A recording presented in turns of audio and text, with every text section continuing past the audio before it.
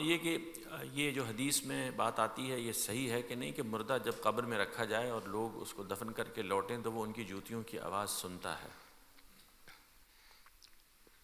یہ جو آپ نے لفظ مردہ استعمال کیا ہے یہ تو جسم کے لحاظ سے انسان کبھی نہیں مرتا، یعنی جسم کو اس کی اصل شخصیت سے الگ کر دیا جاتا ہے۔ قرآن مجید نے بہت صراحت کے ساتھ بیان کیا ہے کہ اللہ کے فرشتے آتے ہیں اور انسان کی وہ شخصیت جو اس کی اصل شخصیت ہے، وہ شخصیت جو جواب دہ ہے، وہ شخصیت جس کی وجہ سے اس کو یہ سارے امتیازات حاصل ہوئے ہیں، وہ غیر مرئی شخصیت، انویزیبل شخصیت، وہ اللہ کے فرشتے نکال لے جاتے ہیں۔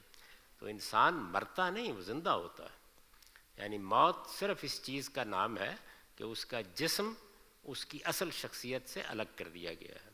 تو اس لیے اس میں کیا چیز ہے؟ قرآن مجید نے بتایا ہے کہ جس وقت فرشتے موت دینے کے لیے آتے ہیں وہ استقبال کے کلمات کہتے ہیں، اس موقع کے اوپر وہ جو اچھی روحیں ہیں ان کو بشارتیں دیتے ہیں، اور جن لوگوں نے کوئی بڑے گناہ کا ارتکاب کیا ہوتا ہے ان سے سوالات کرتے ہیں۔